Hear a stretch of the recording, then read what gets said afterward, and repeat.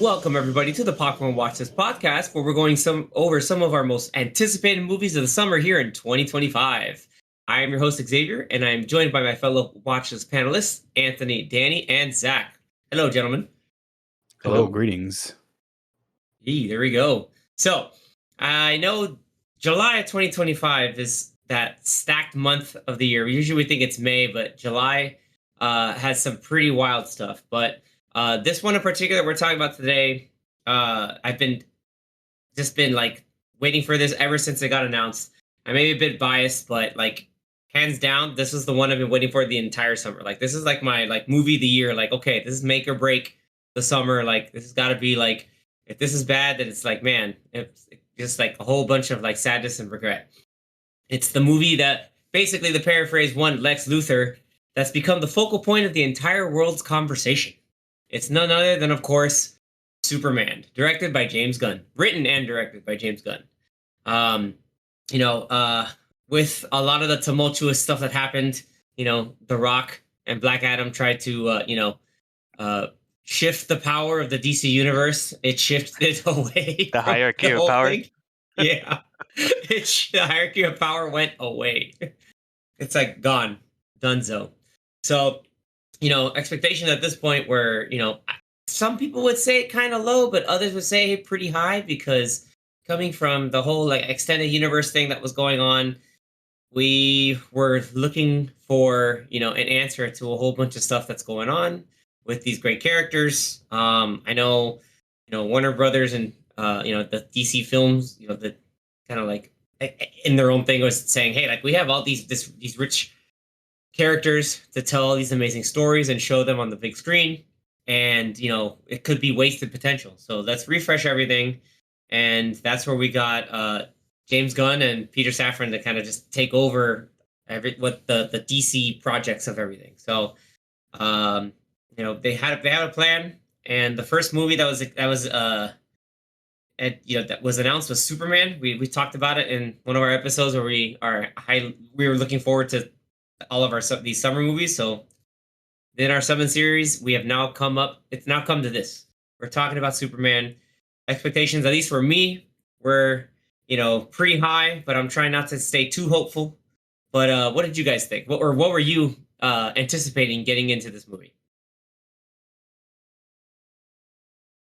Well, I was just excited to get back into DC and at least starting fresh from beginning and kind of seeing where James Gunn was going to take it. Okay, yeah. So like a nice fresh take, kind of like a wipe the slate pretty much clean to kind of just reintroduce these characters in a way that people know, or at least we're hoping that people know without it being too like forceful, maybe not a crazy different take. Okay. And, what about you, kind Anthony? Kind of like a 99.9% clean slate. Yeah, some stuff with Peacemaker, Yeah, but some stuff from like maybe the Suicide Squad and Peacemaker, but who knows? But yeah, what'd you think, Anthony? Or what were you expecting? No, I mean, I was expecting a fun movie because I've enjoyed, I think, all, if not most, of James Gunn's movies, especially the past couple. So I didn't want to make my expectations too high, but I was expecting to have a really good time. Part of me was hoping that it wasn't just like a copy and paste, like it's just Guardians of the Galaxy with Superman. As much as I like Guardians a lot, but they're completely different characters. So I was hoping like he could still make it fun, but put his own Superman spin on it. And I think that's what he ended up doing. But yeah, I was trying my best to not go overboard because I didn't want to, if I somehow didn't like it, I didn't want to get disappointed. Gotcha. Yeah, we're all guarded. We're all a little like scared to be hopeful with a character whose like defining character trait is inspiration, hope, and you know, kind of just like embodying that and not so much this yeah. So it's hard when it's like, man, like that's the character that's like the whole like thing that what the character is about. And coming off Man of Steel, I really enjoyed Man of Steel. So it was also like couldn't help but be like, all right, it's got to be maybe not Man of Steel level, but it's got to be like somewhat that level for me to like really enjoy this. But Yeah, no I, doubt. Yeah. I, Mhm. there are a lot of people that don't like Man of Steel, so I don't know if we're in the minority, but I like Man of Steel. I think a thing with Man of Steel is that looking back on hindsight and then like kind of looking at it as a comparison to some things I think people over time have looked back as like, hey, maybe that doesn't sit exactly right, or like, there's some of the things that maybe like looking at like it's like looking back as like I don't know, if, like cool in the moment, but then as like Batman, Superman, Justice League, those things came up. I think that was kind of like the whole like, oh, like this is more of this tone, and maybe that's not something that people were necessarily looking for. Um, but like I remember in the moment, I was really hyped for Man of Steel. I was like, man, this is it's cool to see Superman like in a more modern take. Because the Mhm. last thing we had was I think Superman Returns. I don't know if that was like what 2006. 6. Yeah, 2006. So then we 7 years later we got Man of Steel. So we were hurting for Superman. What about you, Zach? Kind of the same as the other guys. I expected to see at least like a big shift in the tone of from what we have with the Snyderverse DC stuff um into James Gunn's now going forward DCU. And that's exactly what we got. It's not like the moody edge lord sort of like Superman and Dawn of Justice and all these other projects that we got over the last 12 years. Now we're getting into more of this like brighter in tone by comparison. Start at least the DCU. I'm sure there are going to be some movies and shows out there that are going to be really dark. I think was it Swamp Thing is going to be like more dark, like more on the dark side, I think. And also Clayface. Clayface as well. Yeah. Um, And that's gonna be like a straight up horror movie. yeah. And I haven't seen Creature Commando, so I don't know how that compares. I'm sure it's on the on the gritty side of it. Gritty but slightly comedic in tone, Yeah. but it does have its serious moments too. Yeah, and it's animated, right? So, Yeah. So It's like an that animated has the version style. of his version of Suicide Squad. Yeah, Yeah. yeah, that's right. All right, so kind of like that. So because this project isn't the first in the DCU, the Creature Commandos, but this is the first film. So Correct. so far it's kind of what I was hoping and expecting. Okay. Okay, right on. Okay, excellent. Um, cool. Yeah, like we all know of the Christopher Reeve Superman films. Then we got obviously we talked about Superman Returns with Brandon Routh. Some people think it's like that. Some people would argue it's like wasted potential. And then Man of Steel, like Zach mentioned, all of these going on. So getting this fresh take, fresh start. People were optimistic, some were concerned. I think we heard about like the inspirations that James Gunn was looking to in order to kind of like get the character and get the tone of the movie. Like you guys know, like I was like, holy crap, everything about this sounds incredible. Like I'm sold, but I'm also scared and guarded. So it's a fresh new start for DC. Like you start with your marquee, like top tier superhero right now. Like the kind of like, hey, this is a perfect way to set the tone for this whole thing. And we kind of go right into the film. It finally hits, and I I'll kind of leave it out to you guys. What are your Anthony kind of mentioned a little bit, Zach kind of mentioned a little bit. What are your guys' general thoughts? I kind of want to go first because I still don't know how I feel about the movie overall. I don't know if I really liked it. I don't know if I thought it was solid. I don't dislike the movie in any way whatsoever. Like I have very little negative things to say about it. I just don't know if I just like it or if I really like it. If that Ooh, makes sense. okay. Yeah, this makes sense. It's like, do you like it, you love it, or do you gotta have it? We're not sponsored by Cold Stone anyway. That's pretty much what I've been debating with myself back and forth for like the last week now that we've seen it, right? It's been a week, Yeah, or at yeah. least for It's most been. of us. What? Is finish that? Bare naked ladies. It's bare naked ladies. You finish it, Zach. How long has I it been since don't we know watched it. this? 1 It's week been, since we saw the movie. there you go. Yeah, it's been it's been a week, and I've still been back and forth with um. It's like, should I really be nitpicking this, or can I just Yes. like enjoy it? You know what I mean? So I guess I want to start off by saying like a couple of the things that I'm not too sure about, and that's partly to do with Oh wait, before you continue, yeah, uh, it goes without saying, but big spoilers. old massive spoiler, Spoiler like warning. yeah, Spoilers. spoiler the size of the Fortress of Solitude. So yeah, there are definitely going to be some spoilers here. So if you haven't seen the Yeah, movie yet, I go give it a watch, see what you like thought, and then listen to us ramble about it for an hour and yeah, pause change. the episode, go watch the movie, and then unpause and listen to our thoughts.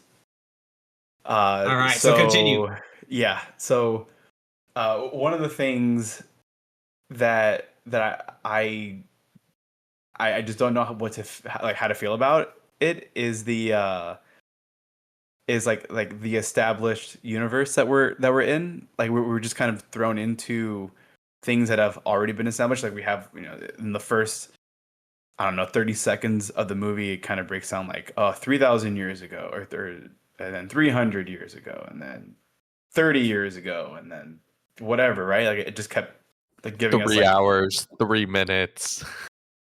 I don't know what the Did you whole guys like thing with that the part? three was. I think it Apparently, was that doesn't just really mean anything. it Like was just them being clever and trying to It's like trying to tell you like what Recap this you world as is much as about you very can. quick. Yeah. yeah, yeah, because James Gunn really seemed to like the number three, no, at it's not least for so much that. about the three. I have an answer to that. So he did an interview saying that he took the inspiration, something like that, like from Alan Moore. Like if you're reading Alan Moore's comics, like The Watchmen, he'll kind of take like some certain kind of like main point of something and kind of go off of that. So he just went off of like, oh, 300 years ago, 30 years ago, 3 years ago, 3 hours, and then 3 minutes. So that's a clever way of just giving you exposition and kind of hooking you in and saying, okay, cool, like this is where we're at. And I mean, and that's not like saying anything bad about just that part, but that's what's being used to kind of fill us in with like with how this universe has, or what's established so far, which is not much, but it's what's establishing so far of what's in this universe, in the DCU now, and what to expect, or what can be expected, I guess, going forward. But I don't know how I feel about just being thrown into it, and Would you the prefer this like here's the age of heroes, this person's here, now this is happening, and all of this stuff? Like, yeah, would you have preferred that? I kind of would have maybe preferred more of what's it called, Visual. an epilogue, no, epilogue, prologue, there we go, prologue, similar to what the Fellowship of the Ring kind of thing. Like give me 10 minutes of just Damn, like that's info dump establishing No, though. that's the too world. much. You don't need That's 10 info minutes. dump though. You don't Like need 10 that's a minutes. lot. Not 10 minutes, not I, 10 minutes, all right. Yeah. but I would have liked just more um like I know exactly what's the what Zach word? is trying to say. I know what you're trying to say because Yeah. I feel the same way, but I We think don't need an origin story, but I would like to right, know like right, where we're at. that you're what in my opinion, I think what they should have done is done what they did with Ang Lee's Hulk, where the beginning of the movie, like the intro credits, maybe it was like a couple minutes. Let's just say it was a 3 minute intro scene to stay with the number three. This is the 2003 movie, right? Yeah, yeah. The Okay. whole sequence with like them showing the name of the cast and everything, the title screen, all of that were clips kind of showing you the origin story of that movie. So you don't need to know like, oh, well, he got hit with gamma radiation, he became the Hulk. Like the whole intro sequence was like showing you all that. Is that Ang Lee's or was that That was Incredible Hulk. That was That's Was with it? Edward Incredible Oh, I Hulk. Norton. thought it was Ang Yeah. Lee's. Oh, No, it was one of I the was Incredible Hulk just gonna movies. say, yeah, One I of was the just about to Hulk say, movies. like that's definitely Edward Norton. Okay, so the Incredible Edward Hulk. Norton one, like I thought that was a good way of doing that without having your whole movie be the origin story. And I feel like he could have done that here, where essentially each one of those lines where he was using the number 3 could have been like a quick clip. Like it could have still showed like the phrase or the sentence, and then it could have been like a clip of what was happening according to that sentence. And then that way it kind of like shows you something instead of just like you reading lines. And I'm only saying this because it's and I think I kind of get what he was trying to do, because he was probably trying to make it more like, just like you said, he based it kind of like on Alan Moore, so he's trying to make it more like a comic. But I guess for me it's like, that's cool, but it's also like it's a movie, so maybe show like some clips at the beginning to go along with what you're trying to say, and then maybe people will be like, oh, okay, so this is what's going on. And a quick clip of a lot of superheroes, like the early Justice League, when they're talking about, oh, been metahumans for how long did they say, 300 years? 300 years, 3 They centuries. could, right? So they could have shown multiple clips of different eras of metahumans, and then the next scene would have been like 30 years ago, an alien ship came, and then you would have just seen one little scene of like a ship flying to Earth, kind of like the theme song of Smallville. And then the next sentence you see, okay, like him a little bit older and growing up with his family. It's like a quick little scenes that literally could have been a 3-minute sequence to stay with his 3-minute theme, or Yeah. number 3 theme. And then like from there, then it could have been like, and then the last clip, obviously there's no clip for the last thing that says, and 3 minutes ago he lost his first fight, and then that's when he falls. Like I I, I feel like at least for me it would have been better that way. But you know, I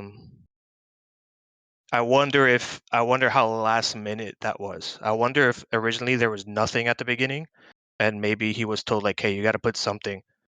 You can't start the movie with him just falling." But I don't know. I don't know if that's sort of what you were thinking, Zach. But that's kind of how I felt. Where it's like, maybe if they just would have shown some clips at the beginning, it would have been a little better. Yeah, yeah. Just give like within the first few minutes of the movie, show them establishing the character, and then up to up to the point of their beginning of the movie.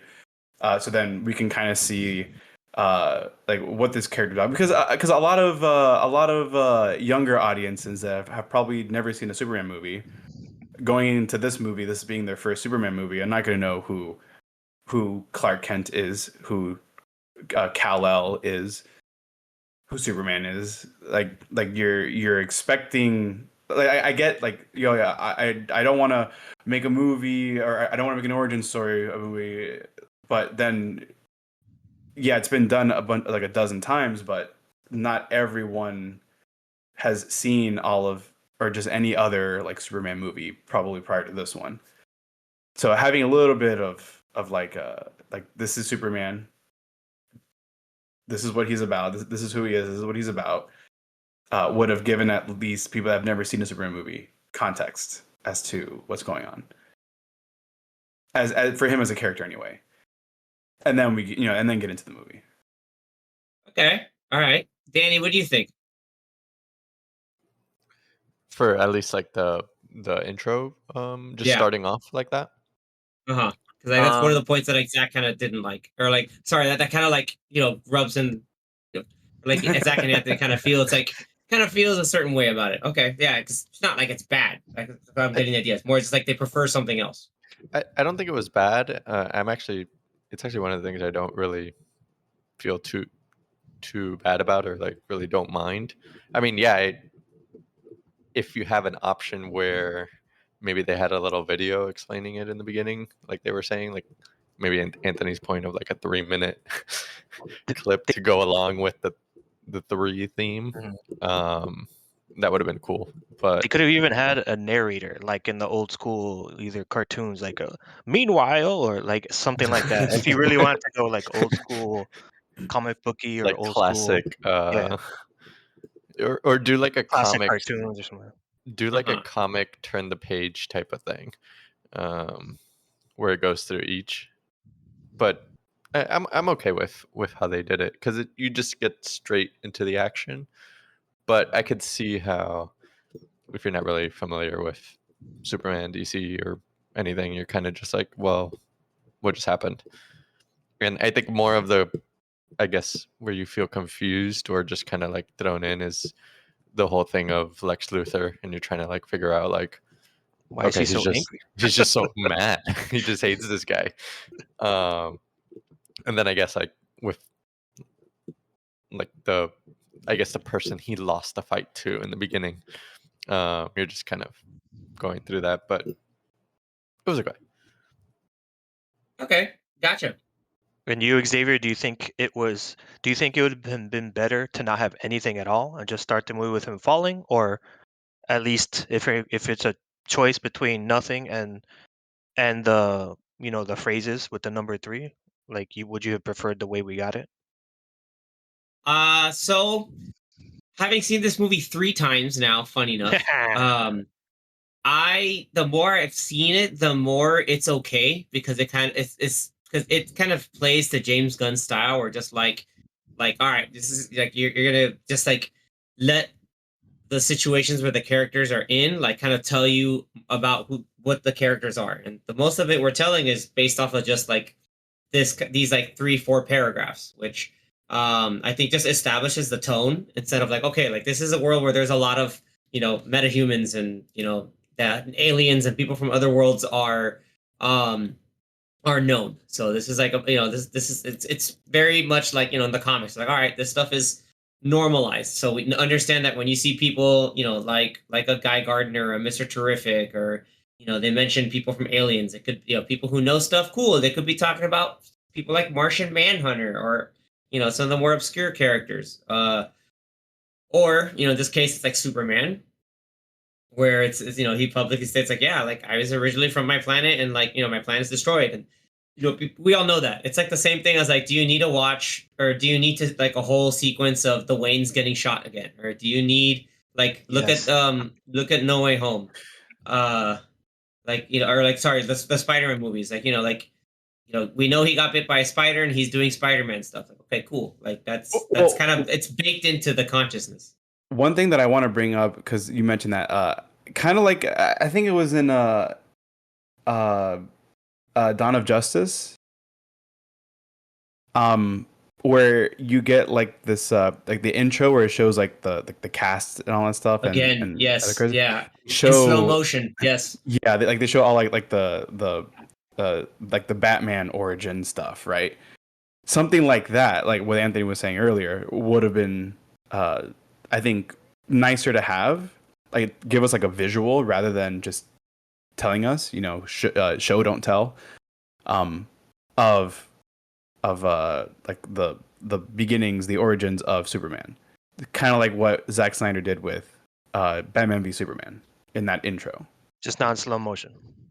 Yeah, yeah, not the classic Snyder slow motion clips.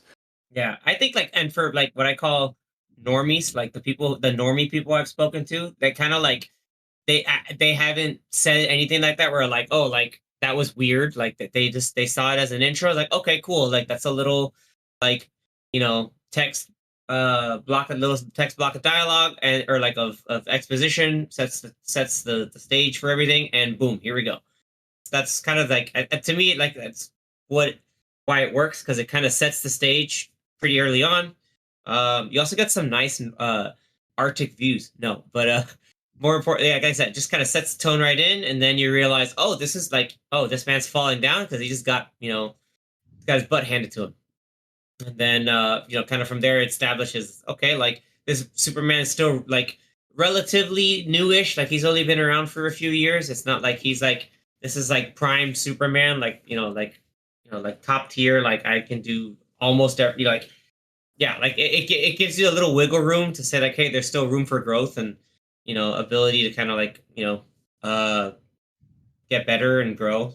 So I think that's kind of like it's a good like initial establishment. But also like going through like your point of like also establishing Luthor Corp, like like you're like, oh, who's this guy, and he kind of really hates Superman. We find that out. That's like in this later scenes, they establish the whole idea of just like, yeah, like these are the reasons why I don't like Superman. Like a lot of the things that we like you may want to know of, What like, the oh, like who reasons are. Superman is. Like, yeah, those reasons are. You find that out. Like I still don't you really get that. understand the reasons, to be honest, because I know you've mentioned before Reasons for what? like why Superman and Lex are like butting heads right now. Like why I know you've mentioned before, like at least from Because Lex other is a baby, sources. and he doesn't like that. Not everyone's talking about him, Yeah, and Lex is an everybody's talking about egomaniac. Like Superman. everyone needs to talk about me. Like he even says, like when they raid his Fortress of Solitude, he's like, this man, he's become, like I said at the beginning of the episode, he's become the focal point of the entire conversation, and he's already separating him from Superman because, oh, he's an alien, he's not human, and I'm like the ultimate, like I'm the best of what humanity has right now. Like, and also like he says later on, it's just like you illuminate how weak we are. Like you are like I don't like the very concept of you as a being in your existence. Like that level of like pure hater energy is like is the whole like driving force for Lex Luthor's motivations of everything. Like all his uh technological advancements, all of his brilliance and educated mind, all of that is basically to find a way to just like screw over and kill Superman, and like and find and do it legally and do it in a way that the world would respect him for. Because he could have just gone out of his way and just killed him, whatever. But you saw how he's like, oh, I want the excuse to go and be able to take you out. Like I'm engineering this so that people will see me as the ultimate world savior. Like the whole part where he plays the full message of his Kryptonian parents to the world. Like he's on the talk show and he's just like, no, I'm scared, but and but I'm scared, but we're not gonna. We have to protect ourselves, and we have to, be careful because he may already have his secret harem. When he's at the Pentagon meeting, he's saying is like, look, I'm not gonna play around. Like his whole metaphor of the fire hose. Like, hey, I don't want to get wet. It's like I'm afraid of dying. Like he's using all of that as an excuse to kind of like say, hey, look, I have the solution. Just give me the go ahead, and I'm gonna take him out. So like you have it fully established and even they say it's like, yeah, like I helped the engineer, Angela Spicer, like I helped her like basically become like get rid of who she was as a human person as a tool to be able to eliminate Superman. Like there's all these people like just going so far to their extremes because they feel threatened, they feel less than, they feel that yeah, basically like they feel threatened and outshone by Superman because one, he's too good to be true, and he's taking the spotlight away from me. That's my rant. But yeah, Yeah, he's just a baby. I know there's other iterations where he hates him because he's the reason why he lost his hair, right? Yeah, which is also baby. Right. It's like Very Smallville. petty. Little He's just baby. Mr. Petty. Yeah, dude, he's a petty. Yeah, like he is really like people need to remember like the DC like villains are like the top tier haters. Like you're looking at like the player haters ball from Chappelle's Show. Like you would have Lex Luthor, the Reverse Flash, Black Manta. Like those dudes like have hate in their entire being and like will and existence. Like, and so that's why like the fact that we got Nicholas Holt, like just with also it's credit to James Gunn's writing too for like getting the character. Like he like that's stellar stuff. Like we'll get into more like general ideas of what I liked in terms of the casting, but or like I like or what we liked, I guess, about the casting. But like some of those things I think really worked really well, at least in my opinion. Oh yeah, I mean, I think he did a great job. Yeah, he's incredible. I mean, like Like he did a great job of acting that way as like yeah, a exactly. extremely smart petty baby. Yeah. I'm gonna do all it's everything. It's like I'm gonna make an entire like program these monkeys as bots to bot farm like negative engagement on Superman. So ridiculous. He's popular with the Like, people. that was an not by the internet extreme. chat.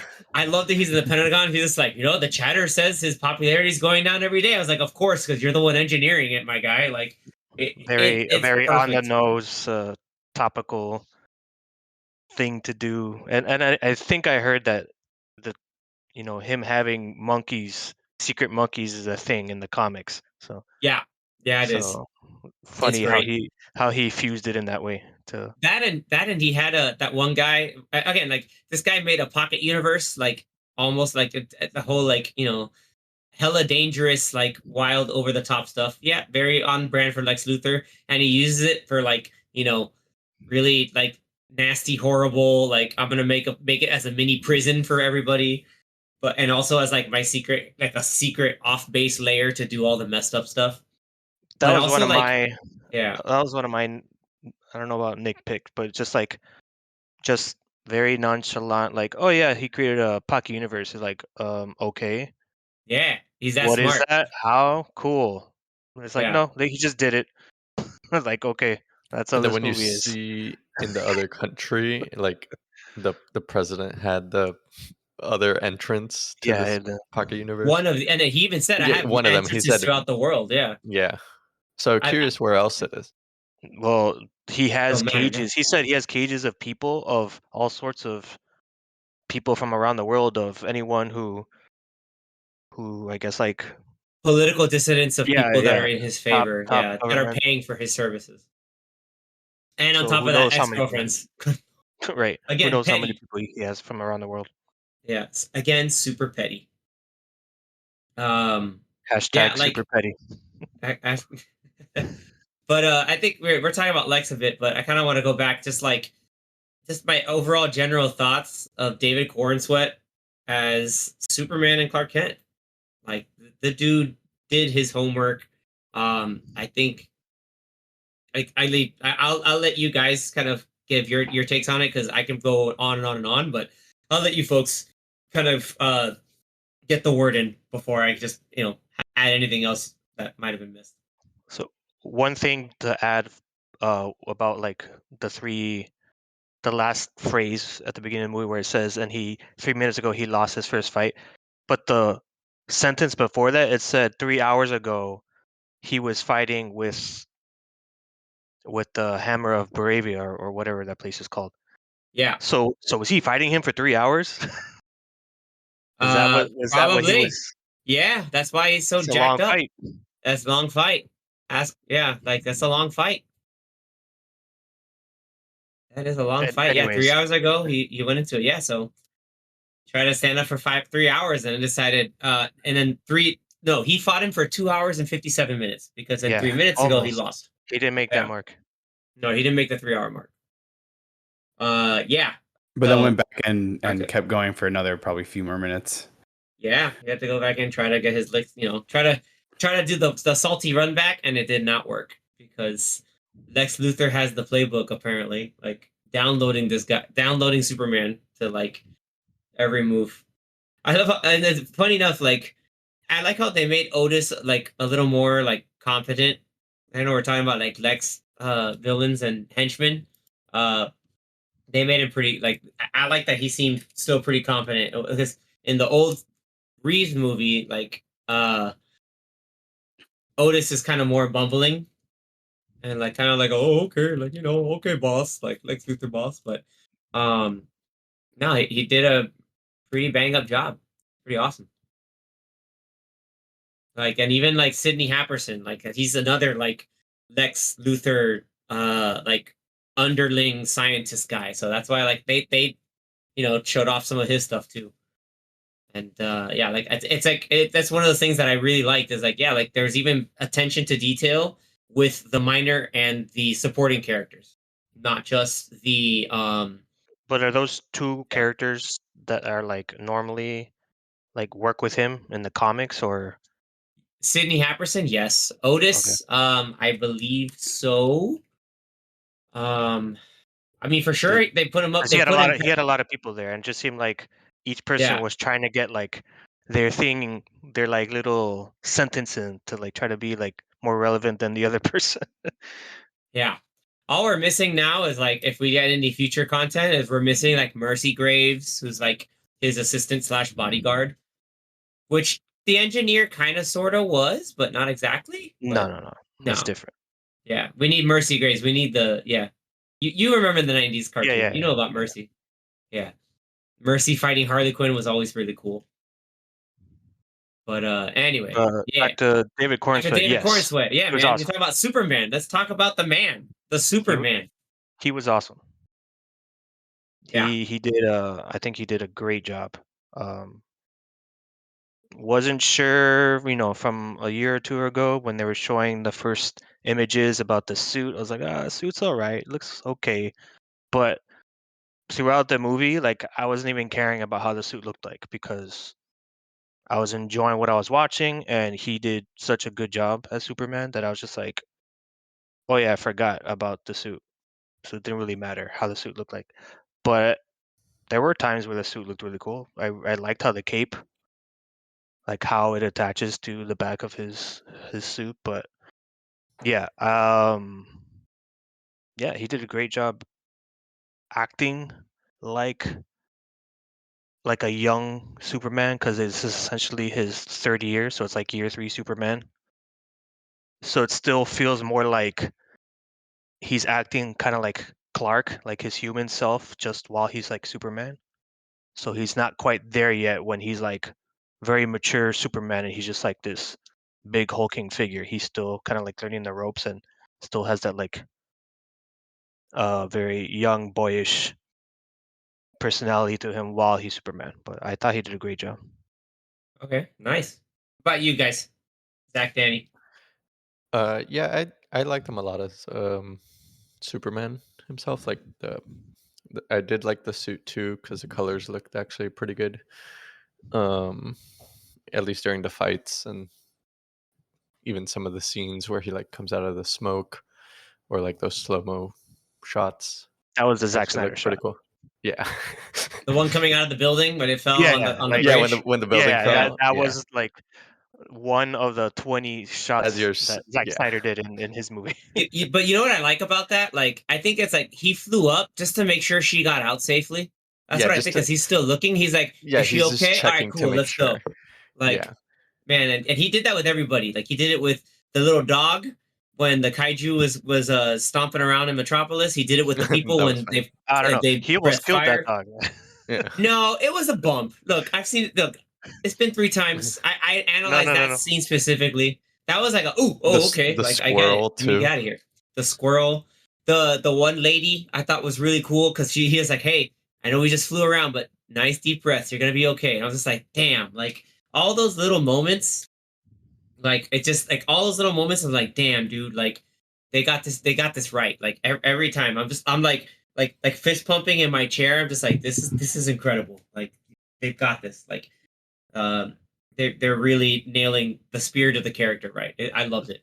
The moment where he flies up that we were just talking about, and he like, I guess he's looking to make sure she's okay. There were other people on the bridge too, so like if Yeah, anything, they he was got out probably first looking. before her. He No, Yeah, I know, but I'm saying like yeah, there were multiple cars because she ran into like 2 cars, and yes. that's And why then she was those still cars stuck were there. still able to leave, and then she was the Right. one that got stuck for So I some think it was reason. just like him kind of like looking like First, everybody beyond that point is like safe for now because like they're past the building. yeah. So I thought that was cool.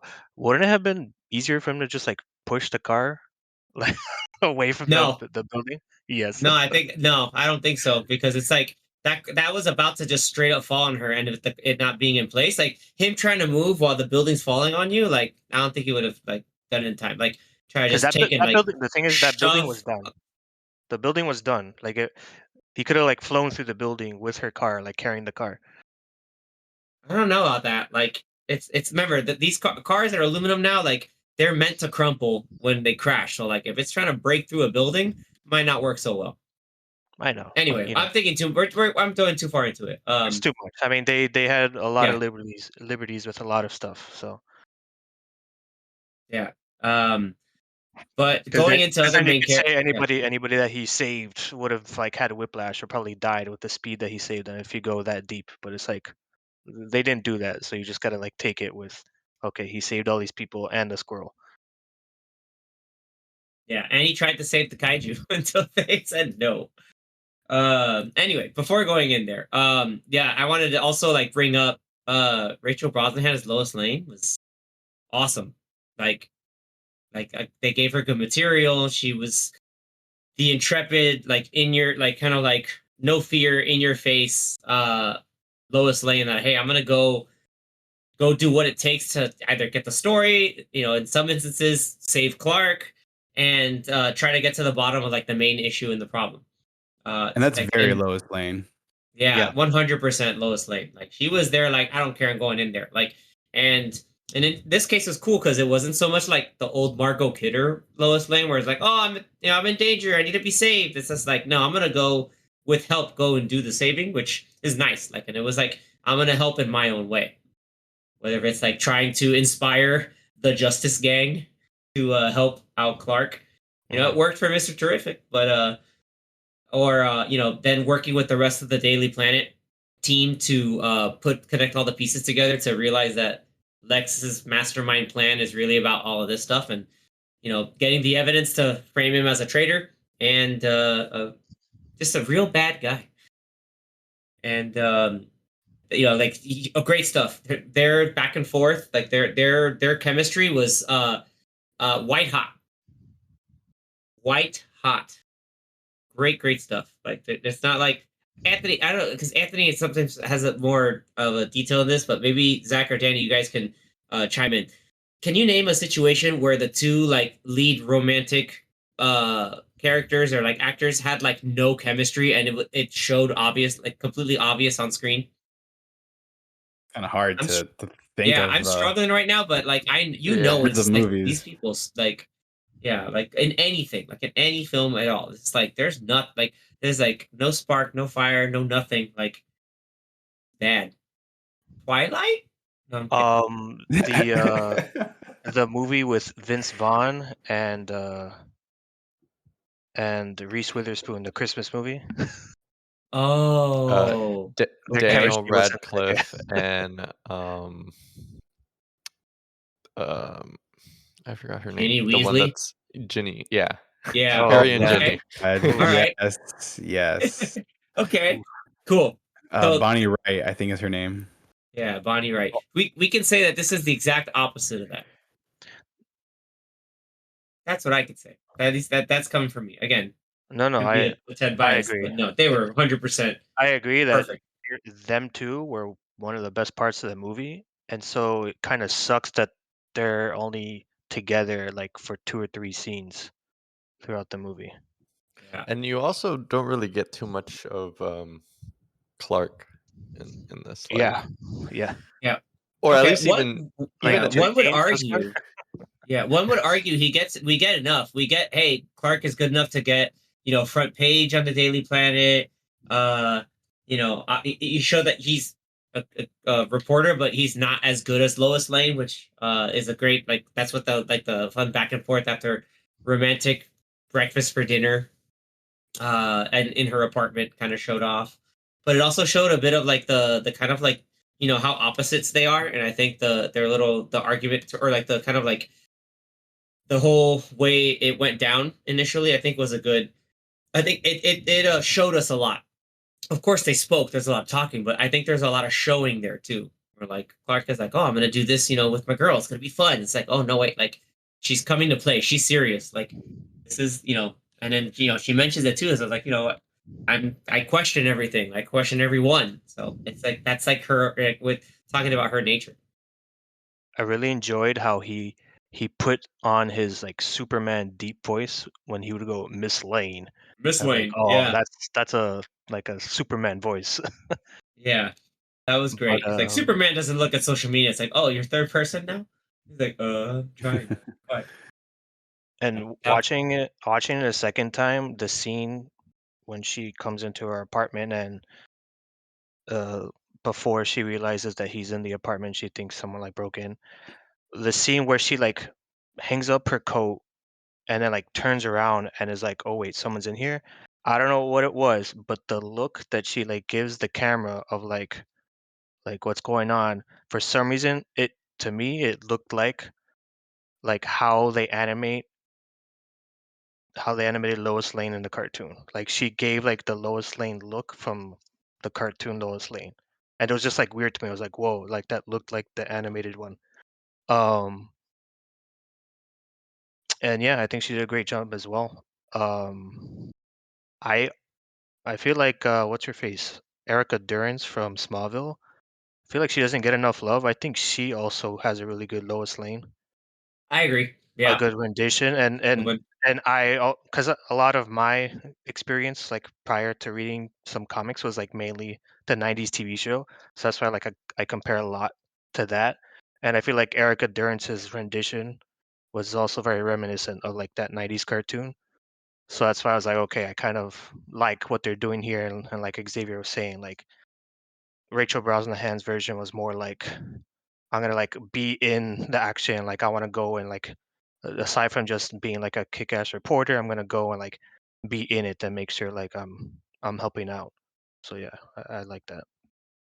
yeah, no, like talking about like small screen Lois Lanes, like Elizabeth Tulloch, who plays Lois in Superman and Lois on that was on the CW, like that Right. was really good too. Like Tyler Hoechlin was a very good Superman as well. But like the cast, like for the most part, I think was killer. Skylar Gisondo, I love him from Righteous Gemstones. I was today years old when I found out he was in Drake and Josh. Oh no. Yeah, that's pretty insane. Uh, but he's amazing as Jimmy Olsen. Like the way they made, I think a lot of people are talking about like we'll get to the other character. I think that a lot of people are talking about right now is like one of them. They're talking about Jimmy Olsen because Jimmy Olsen apparently is that guy in Metropolis. He's got all the biddies on the speed dial, and like he has like he's suffering from success. Is what's going on there. Like this poor guy. It's like poor guy, maybe, but no, like that dude is freaking hilarious. Like, but it's he still served the purpose of like, hey, like I'm gonna do my own investigative journalism. I have my sources. Um, what else? The rest of the Daily Planet crew, like Cat Grant, um, Steve Lombard. Like, I love that they had Steve Lombard. He's still like the sports writer that, he's like the the he has his little Superman pin but he's giving Clark Kent a whole bunch of crap. It's kind of like the Flash Thompson effect. Where it's like I'm gonna make fun of you, but I didn't know that you're actually this guy. Um, I will say one of the things we're talking about, like maybe wish there was more of. I wish there was more Wendell Pierce as Chief. He's like, call me Perry, kid. Like Perry, him as Perry White. I would like to see more of it. But he's the big boss. But when he's there, he's pretty authoritative, big bossing around, and it kind of gives the tone for the Daily Planet pretty well. All right, I'll let you guys talk about what you guys thought about the Justice Gang, not our title, but I don't know if like what you guys think about like them finally in live action. I thought it was pretty interesting. I don't know. I don't know. I don't know. What don't you know about? I like some of the Okay. characters that they use. I feel like Hot Girl was kind of underused. And that Okay. Screech. Yeah. Yeah, has that I didn't Screech like- always I didn't been like a that. thing? Kinda. I mean, she's known for yelling and smashing people with her nth metal mace. So that was pretty on brand for me. Like I didn't have an issue with it. I was like, okay, like she does that. Yeah, like But there's a difference between like yelling, like grunting, and then like because a hawk and screech. then then the hawk screech, and I feel like the hawk screech they used it every time she was on screen. It was a little weird. A little weird. Yeah. Yeah. I didn't Okay. mind her or the things that they had her doing. It was just that screech is like, oh, they didn't need that. Yeah, it's like Ultra Hawk Girl. I mean, like you gotta be able to tell she's a hawk. Really good, which is fine. She has Like, wings. I mean, she could be Wing Girl or Bird Girl. Like, it's gotta be Hawk specifically. Okay. Well, okay. So let's talk about we talked about Hawk Girl, and like how she fit into she fit as kind of like non. It's funny because like in battle she's like super angry and yelling, but like she's kind of like the meh whatever kind of person in the Like group. the chillin'. Yeah, the just chillin', chillin', like whatever. the kind of like go either way kind of thing, and then you have the then you have on the other end of the spectrum you have Guy Gardner, which freaking Nathan Fillion just it's just like it's almost like if Captain Hammer had a Green Lantern ring, almost like not completely douchey, but just almost. It's a reference for Anthony. Is Doctor Horrible sing along. Dr. Horrible, or or what about the Holy Roller The Holy Roller. I from remember that that. James Gunn movie that nobody watched? Super. Super, yeah. Yeah, that's weird. He made Super. Now what he needed to do is make a movie called Man, and then he could have had Superman. God. Yeah. Yeah, dude. Yeah, the Holy Roller. His thing is just like every time like I make a movie, I try to find a way to humiliate my friend Nathan Fillion. But I don't think, yeah, like, but this one, it's just like I think he did too good of a job. So now everybody likes Guy Gardner. Like, just like he It was totally great. backfired. Yeah, totally Yeah. backfired. Like, He was he's hilarious. great. Yeah. He's like, you telling me you got a secret harem? No, I don't. It's just like, you sure about that? Or like the his constructs were cool. Like he had the muzzle, he had the mittens. When they're fighting the imp in the background before we get to one of my favorite scenes in the movie, he's like just whacking it with a big giant baseball bat, which I thought was incredible. He flicked people off. Yeah. And That like was he awesome. flicked the, I yeah, loved it's it. just like giant middle finger, fists getting Multiple chucking tanks times. everywhere. Yeah, they just all over the place. That's too good. Yeah, like they did a good job. And then I think like scene stealer of the movie, it probably goes also to Mr. Terrific.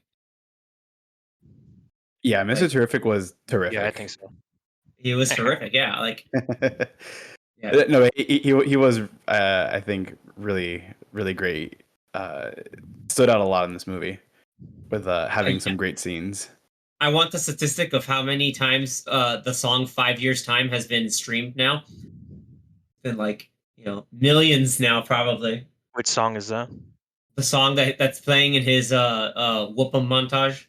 Oh, that's like, I didn't like the song choice there, but maybe I'm in the minority.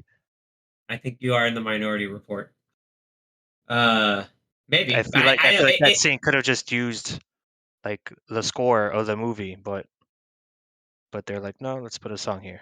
Let's put a song here. It's one of James But Gunn's. that seems very James Gunn. Yeah, it is very James but Gunn. the thing is, Yeah. in this movie, he only does it twice, and that's one of the scenes he does it in. Which is Yeah, there's not only very really James what Gunn. two. There's only two songs that he Yeah. actual like songs. Yeah, he puts the in. one at the end I like and it makes Yeah. sense. But for that one, it was just like the music was playing before they got there, and they're like, all right, well, that's the music that's gonna play during this cool fight scene. Yep, it's disarming because it's supposed to be the whole like. Okay, this is me playing devil's advocate. It's supposed to be disarming because the whole like Raptor Squad ever is just completely underestimating Mr. Terrific, and we kind of see they're Mr. like, he's the smart Terrific. one. Yeah, she's a smart guy. Whatever. It's like, okay, he's also the guy that's gonna whoop all your butts. I guess whoop them senseless. Yeah. So, I think somebody mentioned somewhere that the Superman movie or like the new DCU is like where X-Men First Class actors go and like get rehabilitated because you have like Oh God. like you have Edie Gathecki as from obviously as Darwin, and then Nicholas Hoult who was Beast. Now it goes to Lex Luthor. Like okay, like And also, what's her face? Who's Catwoman in the Batman? Zoe Kravitz. Yeah, Yep. she was in First Class. She was in First Yeah, Class, she was. correct? Yeah, As Angel. yeah, dude. Yeah. And then going into the villains, again, we talked about the engineer. She did her stuff well. Like, there's a lot of like, but I think also special shout out has to go to What was that? her little like, she's always like yelling Like, or screaming, cringe, and then cringe scenes, or like no, her just like kind of like she's always like yelling or like like kind of like grunting because it's either she's flying around, she's trying to fly up and like catch up to Clark when they have that big fight sequence in Metropolis, or trying to get to the Fortress of Solitude when it goes down.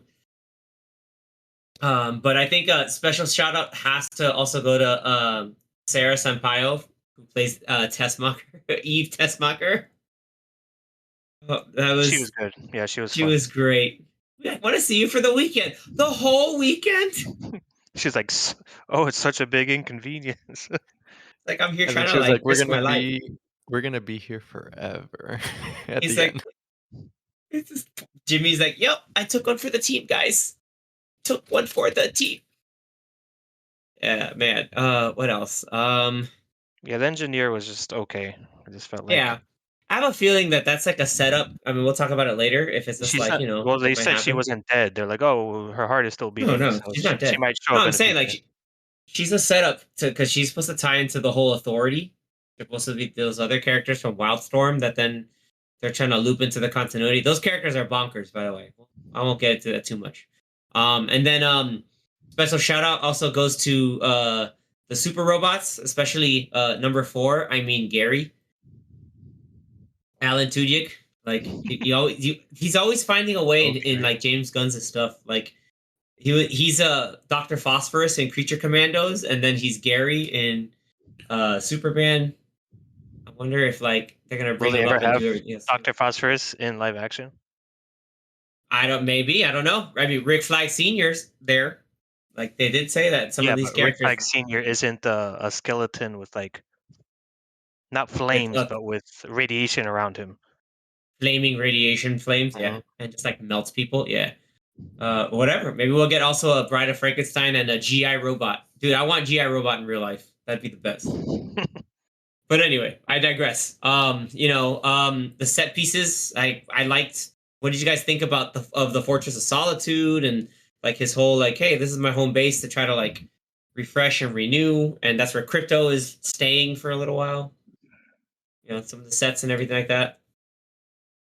The fortress look cool. I feel like they could like in future installments like show more of it because we only really got like the main room and that was it. But I'm sure we'll hopefully see a little bit more of it, like what else he's got there. That'd be pretty cool. Zach's like, I want more crystals.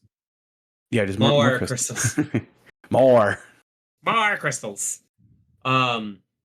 All right, then we're talking about sets because I don't know how much of this was CG, how much was practical, but we got to talk about the Pocket Universe. And before we get to like implications, but like that place looked pretty legit. Like especially the way they shot the transitions between like the little like tube portal and then boom, you're there. That was always pretty. That was jarring in like an effective way for me, especially like when he's getting in. Like they're bringing in the president of Bravia, and he meets up with Lex and Ultraman, and he's just like, "Here's a donut." It's just kind of like, yeah, like we're gonna make one. But anyway, yeah, I'm like sure. I'm sure those. everything that they walked on was like part of a set, but all the background was then just probably blue screen. And I think they probably had a couple of those like glass boxes of people in them, and Yeah. then the majority of the other ones were probably just digitally put in there. Oh, for sure. Yeah. Before I get into before I get into something else, like kind of like our like other main things. One character I did want to bring up because two characters I want to kind of bring up. One is because I'm familiar with him in the comics. I think Anthony might be familiar with him, like maybe from other like animated movies or other stuff. But what do you guys think of Metamorpho? Pretty cool. I want to see more of him though, going forward. But one thing that I felt kind of weird is that he was just kind of there conveniently for like that mid part of the movie. Joey. What? Oh, his His son. son. Joey. It's his Yeah, son. Joey. Joey. It's just Anthony Kerrigan, just like doing Anthony Kerrigan things. It's like Joey, like it's because he loves his son. Because like we can't talk about Metamorpho without talking about also like the real MVP, or like the poor bystander who became the MVP, which was Mali, the falafel guy, Oh man, that and scene that was rough. was That rough. was He was just like, oops, like I didn't know it was Well, bad. Like that was another yeah, one. You're just like, damn, Lex when he Luthor's really said, messed up. I didn't expect it to be that quick. I was like, damn. He's Yeah, I like was like, damn. cold blooded. Yeah, seriously, and like that's what broke Rex, like what broke Metamorpho. He's like, oh, like this is like no, like like there's a case where we could have done something but didn't. Like that was really really sad, and like you could see like Clark's anguish too. Like that was also great acting by Corin Sweat. Like just kind of like, no, like this is just an innocent person. And he couldn't You do know, anything about it. yeah, he couldn't do anything about it. And shout out to Clark. Shout out to Clark for like going above and beyond to try to help that baby out. Because man, like he's getting housed, like getting like all beat up. He's just like, no, but I gotta save this baby. So for And, me, I feel like this is the weakest part of the movie. yeah, but getting the baby out. I've Part- heard it from other people too. Yeah, Like it's just like the breakout. yeah, the whole like oh, there's a I don't even remember what they name it, atomic river down there. If you touch it, you'll get like disintegrated or whatever. I understand why. Uh-huh. No, I understand why Superman's not getting disintegrated, but then like the raptor dudes that are trying to fight him, they were part times where they were like going in it and they They weren't were dying. I'm like, I don't understand what this pool this is. Like, what is the this? suits were fully encased, like because Of there were what though? Encased of black hole, some like material that anti-black could. hole material. I don't know. No, not anti-black hole, anti-proton materials. Different. I'm gonna get real science stuff on it, but yeah, like it's Also, but not they really didn't say science. any of that though. I mean, yeah, like it's implied that if the suits aren't killing them, it's fine. But Mr. Terrific and Lois don't have suits, so No, I know. yeah, That's like why they I can't go in. understand That's why the they whole didn't go idea. down there. That's Uh, why they said like uh, it's dangerous. But for the Raptors, like, hey, we can mess with this. Like, why not? and then Like, I don't know, and then it just seemed like that scene took too long. He was in the pool fighting off the raptors, and then they were all heading to the black hole, and then I guess he can't fly out of the river, but he can blow himself out of the river. And I was like, I don't understand what is happening here. Uh, Crypto couldn't fly out of it, so I don't know. To me, that whole Crypto. scene was just like a lot of Okay. like the inconsistencies of the movie were in that one scene. It's like if you took out either all of it or the majority of that scene, then like nobody would be have any questions. Because then you're essentially saying this guy Superman's breath is stronger than Crypto's flying, is stronger than his flying. It's like that breath he should be using on everybody then, because if he could blow himself out of a black hole, it seemed a little weird to me. And yeah, I and wonder. Yeah. Uh-huh. him swimming in the river was like for too long. I felt like there were multiple scenes where he was still in the river of like of pixels, pixelated, whatever it was. And Knox. to Which leads me, me to an idea of to what me, they might do. Yeah. and I'm gonna now I know a similar connection. It felt like some of the scenes that I didn't like in the Flash movie, and it just so happens that this movie had the same cinematographer as the Flash. Not Oh that wow. that means anything with story wise, but it's just like, yeah, it's like these scenes didn't work for me in the Flash, and they also had bad CGI in the Flash. The CGI in this movie was much better.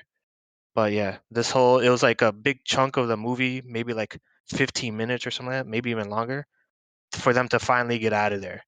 And I like that. It's fine if you have to have the baby there. Okay, you get the baby, and it's like, oh well, now they took the baby, and then he has to fall in the river. I don't know. It was just like a lot of things happening after the other, and I was like, oh, I think this scene needs to hurry up and end.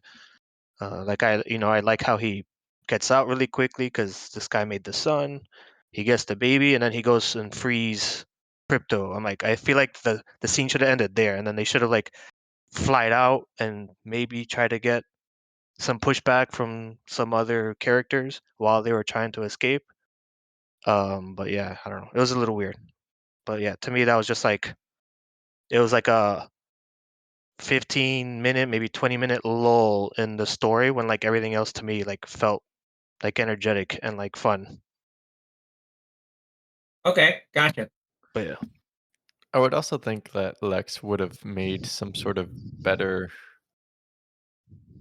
I guess, cage for Superman. Right. not I mean, not just He could just having punch it, and he wasn't even at full strength. yeah. He had some strength from the semi sun that was created. which is I think also explains why he was like a little more on the weaker side, which is why these guys were able to like jump him. But yeah, to your point, like he didn't have a backup. Like you think, oh, maybe he needed a backup plan for like, maybe yeah, he needs the backup plan for if Rex decided to not do anything. But he's like, nah, like we have his son. Like he's not gonna do something, but you know, Yeah, but he yeah. was, but he's I think inspired it's by because he Superman. was It's the too idea, of he was too confident that course. He didn't think that Metamorpho this was guy just would gonna, get cry from this dude dying in front of him. yeah. Yeah. Well, because then that's why he was like, "Damn, that went Yeah, way broke too him. quickly." Like, oops. Yeah. And Oh, then what's funny? Yeah. the other president was just like laughing about it. I'm like, man, these guys are messed up.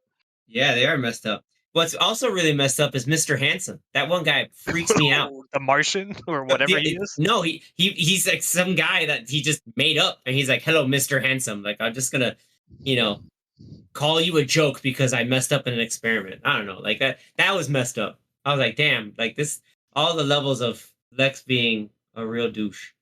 Um, but yeah, Crypto was awesome. What did you guys think about Crypto? Well, I think Danny? he was like the scene stealer of the movie for The sure. ultimate scene stealer. Yeah, man. Like just the fact that he just like tackles everybody, like, yay, broke all the T spheres. Circles? No, they're spheres. Circles are two dimensional. I feel like Well, they I was used gonna him say, just enough because I feel like if they kept, because it seemed like he every time he would pop up, he would cause like havoc in Yeah, whatever scene he was in, or he was there to help Superman. I feel like if they had two more scenes of him helping Superman again and then him wreaking havoc again, then it would have been like, okay, you're doing this again.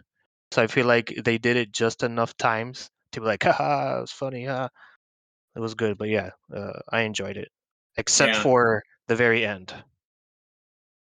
But I guess Very. I'll talk about that later.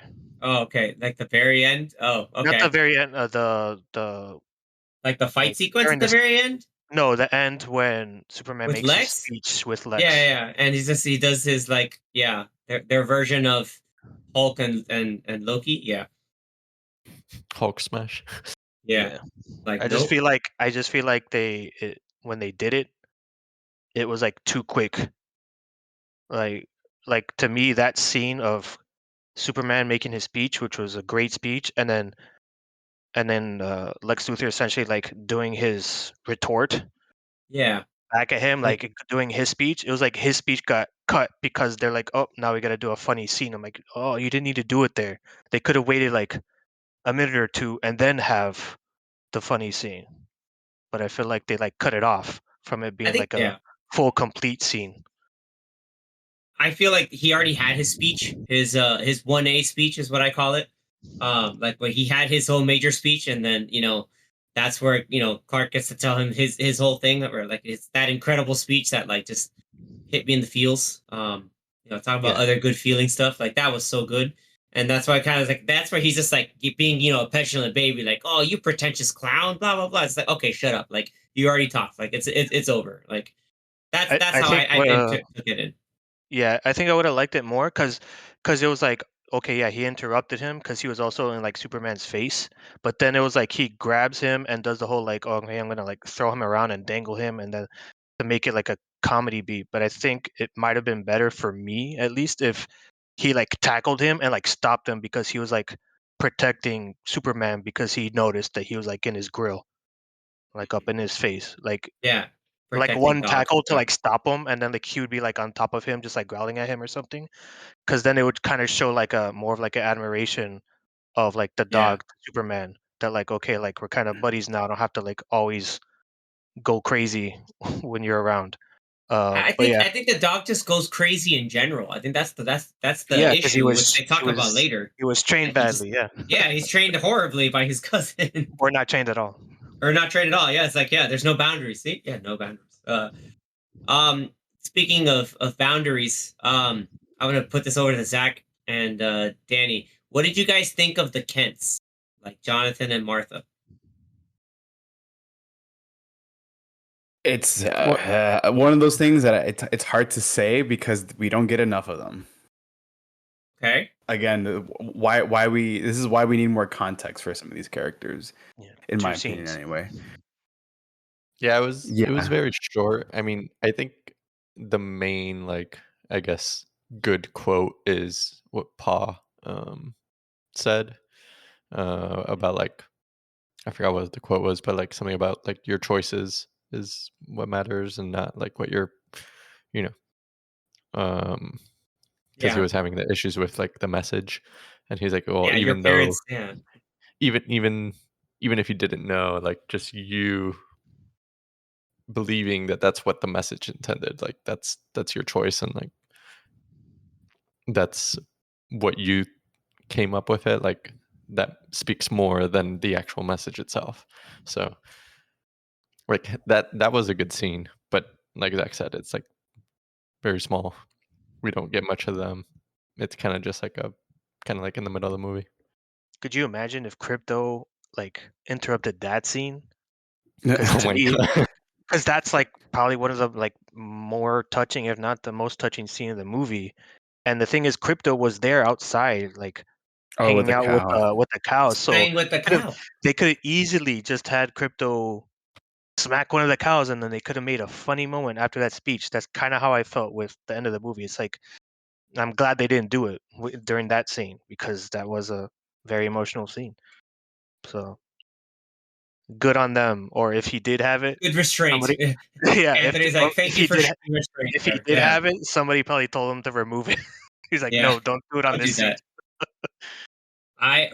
What I really like too is like when they first get to the Kent farm, he like immediately he's like, "Is our boy gonna be okay?" I was like, "Damn!" Like that's like that was like showing enough of that. Like you could from there, like I got like the thing is like okay, like they're just like they're not banking on, oh he's Superman, he's whatever. Like no, like they're legit like worried, like they truly care about their son, and even like from the beginning when they called to congratulate, like they're there just like the most mundane thing, or not mundane because it's like front page on the paper, like hey, like congratulations son, like that's great, like that's showing that they're still in touch, but you know like they're able to kind of do that. That was nice. Like classic Like old parents having trouble like using yes, with the the phone. phones. Yep, you got to see something on the box, and then that's when you see the She was Jarvan just 4 yelling thing. at the phone. Yeah, it's like I heard you, mom. I heard him too. My parents do that too, so I think that's just like the older It's an generation older using the newer generation thing. phones. Yeah, from older generation to younger generation, like the other scene that was awesome, like immediately after that was the kids holding up the Superman flag. Like that was pretty bad. That's like I remember seeing Oh that in the yeah, trailer. Like I'm like, man, I don't know if that's gonna be. I'm just like, but then like in the no, movie, you're it like, hit. holy crap, this is Yeah, that scene great. hit. Yeah, that scene was just like this kid. This is incredible, man. Like, yeah, there's so much of that. Like He didn't all the even get Superman. I know. yeah, he got an Sucks. upgrade. Got an upgrade, kid. It's oh my gosh, Part of yeah, me wanted Superman to get there, but it was fine. yeah. I think, and it also showed that like, hey, now the Justice Gang's willing to kind of do that because they were, inspired by Superman's request or asking, like, hey, like they've got to help these people out, and they're like, you know what, we do got to help them out, so let's do it. And then they brought in Metamorpho, who was pretty cool. He had his fun moment of like, Justice Gang sounds like a cool name. Dude, I want more You're Anthony in. Kerrigan. Yeah, He's like, you're you're in. in. I want more Anthony Kerrigan as Metamorpho. Like I need more of him. Like he's too good. He's so good of an actor, but also like he's just like he has that like certain energy that like to this role. I just like damn. I want more of him. Like I want to see the dude win. Just him. No more Joey. We He's have No to wait baby for Joey, Joey to. Yeah, we have to wait for Joey to grow up. But no more baby who Joey. also becomes a hero later on, but that's a whole nother thing. Um, He's also but played like 3 different people in DC. DC Like stuff, yeah. He was Victor He's Zsasz, wasn't he? in general. in Yeah. Gotham. And then he was also in The Flash for something. Oh, but he was also He was, wait, Caliban in one of these He X-Men movies. he was Cat. What? No. Oh, wait. Which? Oh, was he Yeah, in yeah, Apocalypse? in Apocalypse. Yeah, Oh my gosh! How did I know? Because I knew Stephen Merchant was Caliban and Logan. in Logan. Logan. Yeah, yeah. Good call. Good call. Yeah, dude. The guy knows what's up. Yeah, he's great. Also, watch Barry. Like, if you haven't seen Barry yet, like, He's hilarious in that show. he's so good. He's so good in that show. He's so good. Yeah, like all the emotional beats, like maybe seeing the beauty and everything is punk rock. The end of the movie where they talk about, hey, his voice, his parents soothe him, and then they play scenes of his childhood. And that's where our second needle drop hits with punk rocker. Like I know everybody and their mom is also listening to punk rocker now. Like that's shot up so far. Like, but good on that because it really it really set the tone of that, of just like, kind of seeing the good in everything, and trying to inspire. I think was like the kind of central message of the movie, and it landed really well. Like everybody went out of their way to kind of do something above and beyond. Like all the protagonist characters went above and beyond of something to try to make a difference. Whether if it was Molly just jumping into the crater to try to help out Superman, the kids being inspired because Superman gave them hope to fight back against oppression, Justice Gang fighting, going out of their lane to kind of do stuff. Mister Terrific to try to save Clark. I can go on and on. Like Tessmacher trying to finally like realize, oh, this is bad. They're torturing a dog, like in a pocket That was universe. her breaking point. Yeah, she's like, this is terrible. Yeah. Oh, we have to talk about the pettiness of Lex having his tantrum. It's like He throwing just the pencils. pick that up. It's so stupid. It's so good. Yeah, I can go on and on about this, He was like but too petty, and then he got aggressive because then he started throwing stuff at E. I was like, whoa, this guy just yeah, calm down. But then he's got also when the Superman hate in came his in heart. requesting the dog in the earlier scene, he's like, Where's "Where's the the dog?" dog? Yeah, like that's like the most angry you'll see him. It's just like, where's the dog? Because it's not his dog. He's scared for the dog. Like, like he's not even worried about the Fortress of Solitude. He's like, where's the dog? Like, messed up. And like the hiding, like the guy has super hearing, but he's just like, ugly dog in a cape. Like that was petty. Like that was something. Like He's like, that took you got that balls. on tape. Yeah, it's like, get this on tape. He's just like he mumbled it on purpose, but like damn, like enough. It's just like, you said it. So yeah, like him breaking the office was really cool too. Like there are a lot of table, like that's a heavy ass table. Obviously Superman, but like I was afraid that the glass was gonna break entirely. But for a second I thought Michael Ian Black's character was gonna be like a G. Gordon Godfrey. That's when I've seen too much Young Justice. But like it's nice to see that he's just like random talk show host that is like adding color commentary to the world. If that Um, character is ever in any of these movies, they should just get Tim Curry. but he's pretty old now, my guy. So who cares? He's got the voice. He does have the voice. But last but not But least, we we got didn't to talk talk about about Ultraman cameos. at all. Oh no, we didn't. Okay, cameo. That I was gonna save that to this last section before we wrap it up. Okay. But two cameos that showed up in the middle of the movie. The first one gets a crazy reaction in the crowd. Like all three times I've seen it, the whole theater pops, which is a hilarious, pro wrestling term for what it is, because it's John Cena as Peacemaker. Yeah. He's just making us look bad, but he's jealous because I'm more jacked than he is. I'm like, what the hell? That whole monologue. He's like, he thinks we're too edgy, trying to be better than us, saying he doesn't kill anybody. It's like, did you just admit to killing people on TV? Like, that was just like, damn, Christopher Smith, like, chill out. But he was hilarious. Like, he was done right. And then the second we get at the very end, it's kind of rumored to do it, but like, it was great because it took me the second watch to realize that when we get introduced to Supergirl, she just broke through the wall.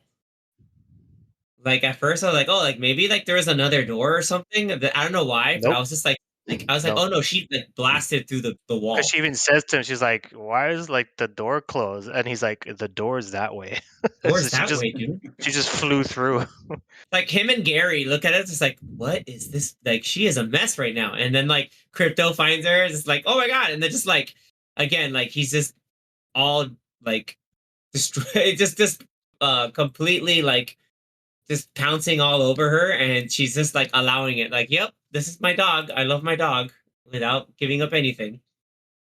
I mean, it's hard to blame her. That dog's adorable, but little cape and everything. But yeah, good little introduction to kind of like see like, hey, we might get a different tonal shift when we get to her movie, so this should be pretty cool. I'm excited about that, especially like the comic that it's based off of is pretty interesting. I don't want to spoil anything in case you've never read it, but it's gonna be pretty interesting. Um, but kind of like going into the end there, that kind of talking about the whole like, I guess like this is a movie. kind of like setting the tone and the stage for all these different things, for like a lot of other world building. So like, we're getting, more stuff hopefully with, obviously we're getting more stuff with Peacemaker, but we talked a little bit about like, Clayface and Swamp Thing. So there's going to be a lot of tonal shifts, but there's still going to be kind of things connected overall. So we got mentions of Belle Reve, so we know Lex Luthor's going to be stuck in like the Ultramax prison in Louisiana. He's And gonna get out. of course he does. He's gonna get out. He's gonna find a way to get out on a technicality and do something weird, like try to run for president again. I don't know. No, he's gonna do something nuts. We'll see. Yeah, it's pretty wild. But so far, I mean, Danny, you're usually our numbers guy. Like, what's the story looking like for Superman in the box office? I mean, it is looking pretty good because Is I it got looking up? It Come is on, looking up. I fed it to you, man. You gotta look up. Because I went Tuesday and I went to a regular like screening, not IMAX, not Dolby, at 8:30, and it was pretty much packed. So I'm Hot curious to dog. see what numbers it gets for the second week. But we got some reports that the budget was 225 million and the marketing is about 125 million. And so That's like what, far, 350? yeah. And so far the domestic box office has hit 166 million, and worldwide it's now reached 260 million. Nice. So it at least passed the budget.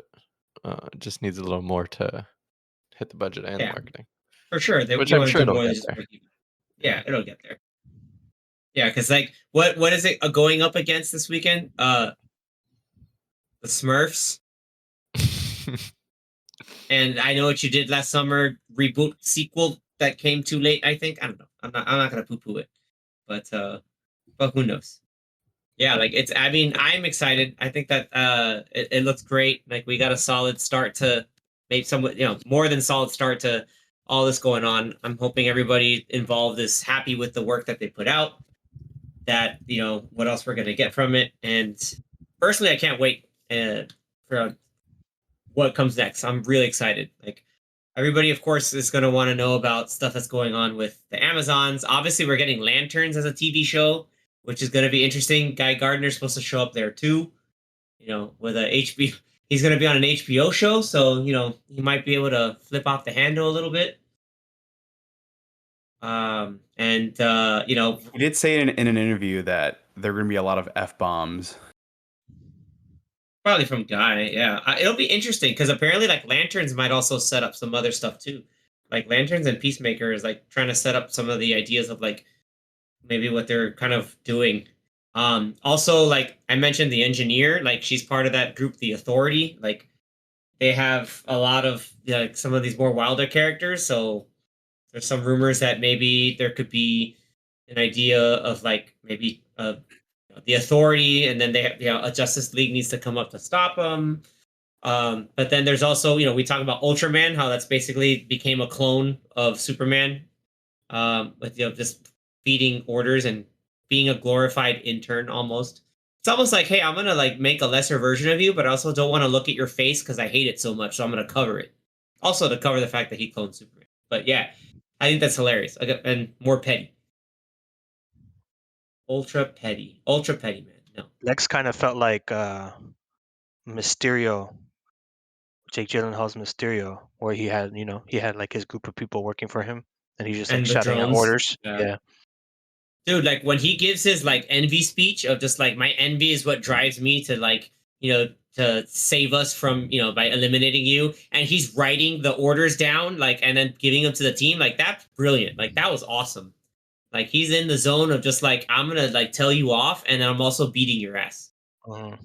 Yeah, like it's so good. Like again, like everybody like in this movie, I think did an incredible job acting wise.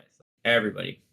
But then also, it's that fun little theory. I'm sure you guys have heard about it. How like You guys notice that the pocket universe, everything is cubed up and like in squares? Yep. Yeah. Like pixels almost.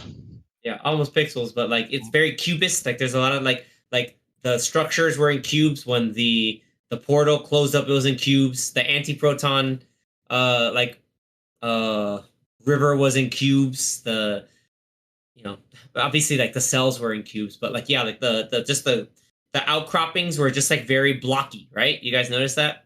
Yeah. Mhm. Okay, so you guys may Anthony may or may not know this, but so in the comics, um, Bizarro's homeworld is a cube. It's a planet. It's just a straight up like cube. So if something happens and Ultraman isn't necessarily dead through that weird black hole vortex that's in there, and he comes back messed up, then there's a chance that that could be like that pocket universe could be Bizarro world. We have an anti super maybe we get Bizarro with like the reverse powers that he has, like flame breath and like cold vision, like all that goofy stuff. Like honestly, this is a DCU in live action where I can see a lot of like the wilder stuff happen, but also like to Clark's also little fun things that we saw like in the cartoons, like Superman having Christmas with Martian Manhunter, and trying to reinforce to his parents that Santa was the ones that wrapped his gifts in lead. Like, is saying it with a complete straight face. Like, I could see that happen in this, and it'd be incredible. So, like, I'm super excited. No pun intended. I mean, I hope he comes back, because otherwise, Superman just killed another Kryptonian like he did in Man of Steel. Yeah. I mean, he's also like, I mean, it's like, it's one of those. Is it like really Kryptonian? Because he's like, not. It's I like mean, it's he's him. He's Kryptonian by cloning. He's yeah, a it's by version of blood. him. It's not like truly him. Like, it's not I know, himself. it's by blood. He killed somebody by Wow. throwing them into a black hole. Hey, who knows? Maybe he's not dead. He just had to like get him off him, but oops, you're in a black hole now. Surprise. He's doing important stuff. Yeah, we'll see. Yeah, Ultraman just couldn't we should see. breath. No, because he was facing the other way. He's Just turning around. He was too busy going, no. He's also stupid. Remember, I'm gonna keep putting like he's also apparently stupid. He's smart enough to hold a donut. Bought a donut now. He's also smart enough to realize that Eve was like in the server room texting Jimmy Olsen Yeah, for them to know that she was in there. Ooh, Look at word, that. what was that noise? He never said words though. She's kind of No, he like didn't. pointed and looked. Yeah, he was mute the whole time. But yeah, I don't know. Yeah, any other lasting lingering thoughts? What did you guys think about the recording? Oh, the Jor-El message. Yeah, the back half of the recording, the Bradley Cooper message. I don't know why, but I figured like when they first showed the first half, I was like, I'm sure there's gonna be a twist that like it's gonna be to either like kill the humans or just like kind of take over or whatever. So I feel like I saw that coming, but I know some people didn't really like that message and that whole twist. Like, hey, lord over them, and kind of like keep the idea of Krypton going. Okay, yeah. Kind of I'm made in it the like camp. Invincible vibes. Invincible and Dragon Ball. I'm in the Like camp Dragon that it was fabricated, obviously, to make Superman look worse. I was I think so, hoping that we That's were copium. going to get the actual like translation from Like another from like Gary. another Was it Gary, right? The robot, Yeah, because the robots are the ones that really know the the language. Kryptonian language. I don't Yeah. know how all these other random linguists know the Kryptonian language. So I don't know. To Oh me, yeah, it's kind of we weird. had They're 30 like, oh, it's been linguists. confirmed that all these linguists know No, the Kryptonian 28 language. linguists and 30 computer scientists. Like, make sure it's not fabricated. And then you have Also- Mr. Terrific say the same Yeah. thing. Like, hey, And look, this is it. he got very serious on that too. No, he he was just acknowledged that, like, yeah, these are like the best linguists. So if they say it's true, then it's true. But it's just like, Okay, but how do they know the Kryptonian language? Like nobody know has the- been in the Fortress of Solitude. Like they So couldn't use enough of what was already translated in the first part of the message to then How do you? figure Yeah, out what the rest of the they message could have. said. Yeah. they could have Yeah, they easily could have. just Well, worked around it by saying not if the words have only been used once or said once. what do you call it? The engineer could have said like, oh, because she was all hooked up into the computer, then she knew the translation. But they didn't even say that. Like, oh, people who just randomly know the Kryptonian language is like, I don't know about that. But the voice translation for that second half of the message, it was a different voice than what was used in the first part. Like the voices used to translate uh, the parents, the voices were different, which is what makes me think it was fabricated. So fabricated by whom? If we're gonna go down the By Lex. Yeah, Lex probably. nah. So you're thinking like Lex He's paid even, off these people to but just yeah, say he it was said it the fabricated. whole movie. He's like, I didn't have to do anything. His parents gave it to me. Like Because they told us so many times. he's trying to Now, sell the fact that, oh yeah, like this is copium. totally true. This is 100%. That is copium, I sir. take it as That is not. I guess I accept That's that it copium. took it as that To video being Take it as real. face value. Yeah, like there's precedent for it in the comics. Like So- there's but- the idea of just like yeah, like hey, like we'll send you over there to kind of like go to a yellow sun and you can lord over these people or kind of like rule them or stuff like that's precedent in there. I think from like the John Byrne run of comics. So, but it helps also like thematically land to the point, like what his adoptive father said. It's like, look, like what you wanted the message to be, like what you took from that, and what was there is to say like, no, like I'm here to do good. I want to serve the people of Earth and do the most good, and and live by that. And he continued to do that. That's really the like that's a great way to juxtapose. Like, oh, like is that what I'm supposed to do? It's like, no, I'm gonna choose. I chose what I got. I chose what I want to do. My issue with it is more that like that's fine if like I'll take it at face value. It's more like it really only seems to cause a problem for this movie. Like beyond this movie, that may not ever mean anything. Like it's not like Invincible, like we were saying Invincible. It's not like there's a whole slew of Viltrumites still trying to come to Earth to try to conquer it. Like there's not going to be any Kryptonians coming unless they just come up with a random Kryptonium that came out of nowhere or that was in the Phantom Zone or whoever. If they end up doing Zod. that storyline again, yeah. Zod. So it's just Yeah. like so like Phantom Zone is so very you popular, so so you change this part of the of like you create this part of the story just to like have it be resolved in this movie. I'm like, oh, okay, whatever.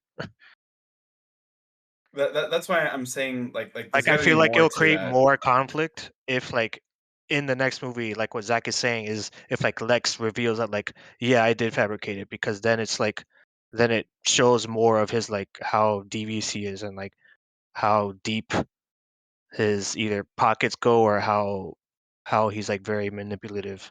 But who knows? you Who might knows if get an they'll do that? answer in Supergirl because imagine like Maybe. if she's going in other places and up with red suns around the galaxy, like, and then they see another Kryptonian, they might be like, oh snap, it's a Kryptonian, like get the hell out of here, like, or they talk about Daxam and the Daxamites, No, whatever. It's oh yeah, really I hope weird. so. That's what I'm saying. Like I hope that that isn't just like a one and done plot point for this one movie for him to say like, okay, no, like I'll follow my actual parents who raised me now, because my real parents were jerks.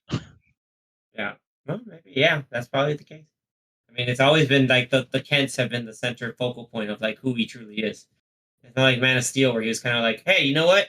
My space dad said do this, so I'm gonna go do that now. Like that was the confirmation because my Earth dad was scared and then died in a tornado. Yeah, it's pretty much like Goku and Dragon Ball Z.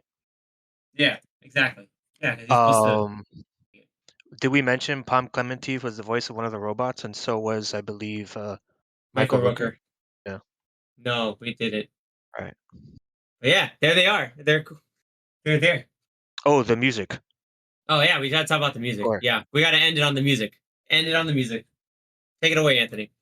Well, you guys might have more to say. I didn't really like the score in this movie because the majority of the big time hits and parts of the movie, they just reused John Williams' score in like the new version of John Williams scores. So I felt like sometimes it was used very well, and other times it was kind of just like felt like overused just to like tug at the nostalgia heartstrings. But yeah, like other than the times where they used the John Williams theme, I don't really remember much. There was one scene where it sounded like just like a Dark Knight song. I'm like, is this just the song from the Dark Knight? Do you I remember don't which remember. scene? I think it was the scene when the president of was it Barovia? Is that the country? Oh yeah, it's like Baravia? a Barovia? weird.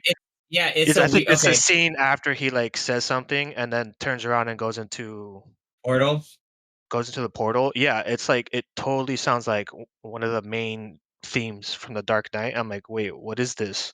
It Like for was a sec, like yeah, it was like it's a another like play on the like on the Luther Corp music. So that's what it was like because the same like Luther Corp music when like they established like good job everybody, Hammer Baravia is actually Ultraman. You did it, Ultraman. Good job. Like that they're using like the Luther Corp theme and it's like down down down and then they switch it into that like it's like a. heavy guitar. It, and I'm like, yeah so is Batman about to get on his motorcycle right now? Like, what's going on? But yeah. so yeah, I mean, I didn't like the score overall, except for the the heavy hitting John Williams theme moments. No worries. The I mean, I did hear that they switched composers very late in the game, and I think the new composer was composing the music for this movie like a month before this movie, a month Wow. or two before this movie finished, like So, before it was released. So so who wrote Last Son is what I'm going to look at. I don't It know, was but that's just me. Maybe you guys like the score better, but I just felt like a lot of it was getting lifted up by the like it was the David soft Fleming. David the Fleming was soft the new and guy they brought in, the right? electric guitar versions of the John Williams theme. Uh huh. Yeah, I think it looks like yeah, David Fleming was I think he's credited for more than John Murphy. So I don't know if John Murphy came in early or late. I don't I don't know. know which one of the two, but Like the okay. okay, so the scene where he's talking to Lois, like it's supposed to be like a touching moment, uh, in the apartment, and then the background is the creature with the Justice Gang attacking them. Yeah. That was like, I think you said that was like one of your favorite scenes, right? Yeah, the real punk rock, yeah. Yeah, and like throughout that scene, they were playing like a very soft version of the Superman theme, and it was nice. I like that scene too, but I don't like that they were intercutting it with like the funny thing in the background because I was laughing at the thing in the background, but I was like, but I like the what's I happening like touching between these moment. two characters, Yeah. but But it's like it's like but one I'm of getting those yeah. distracted by There the was a lot of those weird ridiculous. I moments know I'm getting where, like, distracted by like the hilarious green bat smacking this thing. yeah, It's one of those where it's like, oh, this happens. This is normal now. Like this is our normal. Like you'll have people beat up interdimensional imps or like random kaiju show up in Metropolis. Like it's just one of those things. Like where it's just like, okay, here you go. Danny, you were saying something? yeah. I was gonna say, like, that's one of the things that I have with the movie where it feels like it goes from like really serious to kind of laughing in the middle of nowhere with whatever's happening in the background. Um, and that kind of throws it off for me a little bit. And like some of the humor and the jokes didn't really land. Okay, gotcha. In terms of the music, anyone else have any other thoughts? I feel like I'm always gonna be like the one that's the end closing thought on it. No, I think No, I'm Okay. so good you with guys the didn't like music. it, or you Like, did like it? I did like it. I but in the sense that like yeah, like you're gonna use the iconic like Superman theme. A lot of the movie though, they use Actually, like 10 times.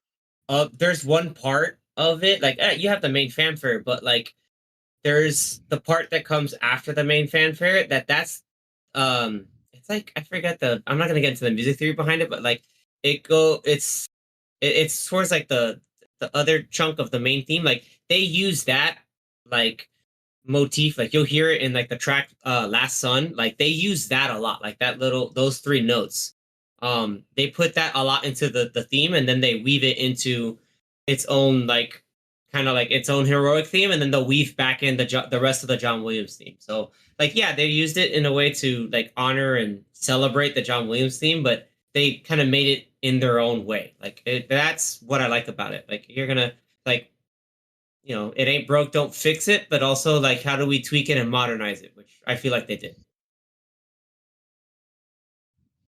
And like a lot of the emotional points, like the heavy, like, the good hitting moments, like they hit really well. Like what was it like you listen to Look Up, like that's part of the scene where he's fighting all like the Raptor gang. I was like, man, like that's No, yeah, like that was cool. That scene was perfect. cool. Like that scene is perfect. Mhm. That whole scene was just like I'm watching the '90s Superman cartoon, and I loved it. I thought he killed all of them with his laser. I'm like, dude, he's just killing all these people. Yeah, then you see them fall, and they're like, ah, To like me, they're screaming, like they're that was like falling. Like a early dub version of DBZ for me. It was like, oh, don't worry, their armor only got hit. yeah, That's what it looked like to me. It's like, okay, they're safe. They're safe. it's like oh, I saw the parachutes. Exactly. Oh man, That's what it felt like to me. I'm the like, non-killing. because he was cool. I'm like, dude, he's just spinning around with his lasers. I'm like, with Yeah, his or laser spinning eyes. around while they're like trying to gang him up. I was like, this is hilarious. Yeah, Yeah, that was and funny. then yeah, he like heat visions and just burns up the armor, and like one guy fell on top of another guy, which sent that was great. They're like, oh, they did. Yeah, I think part of the reason I'm also like harsh on the score is because I have to compare it to Hans Zimmer and Man of Steel, and I really like that score, That and score is arguably like the it's best awesome. part of that movie. I know it's awesome, Yeah, and it's all brand new. So that's what I'm saying. Like yeah. you It's can still a use Baker some of fifth. the John Williams motif, but like I feel like there wasn't enough of new material for me to even like notice that much. Um, but that's just me. I also really like Hans Zimmer. Yeah, that is. This is known as you've heard in It many is no. episodes here. It is known. It is written exactly as written. Anyway, speaking of things as written, as you can tell, for the most part, everybody has a real positive take on Superman. They're really in. I was going to use a pun, but it was so bad. I'm not going to stop. I'm not going to do it. So, we all enjoyed the movie. One of us maybe more than the others because they've seen it 3 times, going on a fourth tomorrow. But Was that? yeah, I wonder who that could Is that be. you, Who could that be? Anyway, Danny? but And you've seen it twice, right? Danny's only seen it once. Once? Oh, that's Yeah, right. only once. Zach's So only seen it once. only seeing it once. How did you like it? Like, how would you recommend it? I think I do need to see it again. Because I feel like I'm kind of like Zach, where I just don't know where to kind of put it. I was the Just watch same it way. again. I was the same Yeah. way the first time I saw it. So like I watched it again the other day, I think I would need the and second watch. yeah, and like now that you know how the style and how it's gonna be and what you're already you know what to expect, I think you'll look at it through a different lens. Um, yeah, some things that I had maybe slight issues with the first time I saw it got a little better the second time. So I think you might like it better the second time you watch it. Cool. Shout I out am to looking A forward to List. it though. Yeah, Yeah, use your A list. just Definitely watch rewatch it. it. Yeah, it's nowhere near a bad movie, but I don't know if it's like, oh, it's the best Superman ever. But those are two extremes. But I definitely enjoyed it. To be honest, I think it should have been longer. Yeah, look at that. Not Should as have been long as longer. yeah. So far, like Because I we're think we're all of doing us these a said, little out of order, but yeah. like we've seen 2 of the 3 big July movies, and we'll talk about it next week's episode. Jurassic Park Rebirth is like 15 minutes longer than this movie, and but Yeah. yeah, like you could feel it, like you could feel that extra there. So like, but the way that James Gunn like com- puts his movie together, like in his style and pacing, could allow for an additional like 7-10 minutes or so. But Yeah. I'm not complaining because I love the movie. I still Yeah. love the movie. Yeah, It's it's kind of still like great. that Iron Man 2 feel where it seemed like they were introducing a lot of things since this is a new universe. So he had a lot of stuff in his movie that he was introducing. So it's like it worked out in some areas, and maybe in other areas it didn't, because it might have seemed overstuffed. But I guess he kind of had to do it because he's starting a brand new universe. Yeah. So can't really fault him on that. But yeah, there's a lot of people and only a 2-hour runtime. It could have had, like we were saying, there could have been more Lois and Clark moments, more moments with the parents. So hopefully in future movies we'll get that. Yeah. Here's hoping. Yeah. So with that, that's our real impression of what Warner Brothers and DC is offering right now. Safe to say, it's a solid, more than solid start. Again, as you all heard our take here, thanks so much for tuning in. Next week, next episode, I should say, it's probably next week still, but we're gonna be going into, gosh, what is this? The 7th installment of this franchise? They need to stop. Yeah. Yeah, Do they? so that's a preview, but They're gonna it's stop when they don't make money. to tell that to the reason why they keep making Fast and Furious movies. But anyway, Universal, we'll talk about Jurassic Park Rebirth on next week's episode. So get your Dino Fever ready. And until next time, everybody, thank you so much for tuning in, and keep looking up. Later. Later.